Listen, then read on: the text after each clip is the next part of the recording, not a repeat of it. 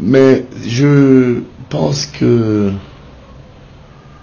lorsque vous visitez les pays comme les États-Unis, la France, l'Angleterre ou encore l'Allemagne, en gros les pays occidentaux, y compris les pays comme la Chine, on protège les héros nationaux, qu'ils soient dans l'informel ou dans le formel. Eto'o est un héros national qui est dans l'informel parce qu'il n'a pas encore été officiellement désigné héros national.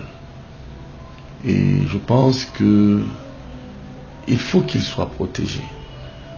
Il faut qu'il soit protégé parce que quel que soit le cas, le Cameroun ne peut pas de tout temps détruire ses héros. Lorsqu'on sait ce que notre société a réservé à un monsieur comme Joseph Bessala, qui est mort comme un chien dans l'indifférence totale, ou encore toujours sur le plan sportif, ce que sont devenus des personnes comme Doumbéléa, Bapelepe, Enamé, et toutes ces icônes qui ont lutté pour promouvoir l'image de notre pays. On ne peut pas accepter que, quel que soit le cas, ce qui relève d'une vie privée soit étalé comme ça dans un ouvrage et qu'on est à côté des gens qui sont en train d'applaudir. Moi, je ne peux pas applaudir. Je m'appelle Pascal Charlemagne Messanga Nyamding. Je suis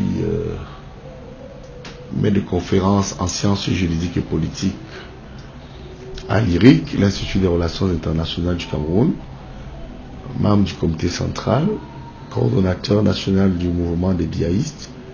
Je ne peux pas tolérer qu'on traîne une icône comme Eto'o dans la bouffe, dans la poussière. C'est pas acceptable. Et je pense que très vite, l'impact recherché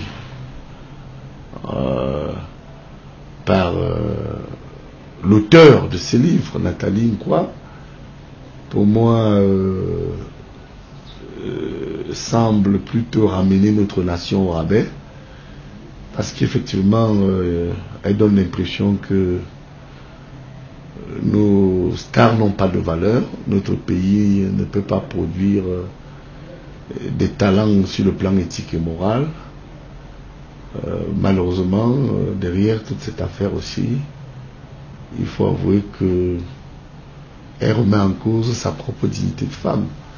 En tant que panafricaniste, j'ai beaucoup plus de pudeur lorsqu'on voit que dans un ouvrage, un auteur femme se permet de présenter à gauche les partous par-ci, les partous par-là, et un certain nombre de faits qui n'honorent ni la femme africaine, ni la femme camerounaise, moins encore notre icône Eto'o. Si j'ai vraiment quelque chose à dire, il faut arrêter ça tout de suite. Tout de suite et maintenant, parce que ça n'honore ni notre pays, ni notre culture.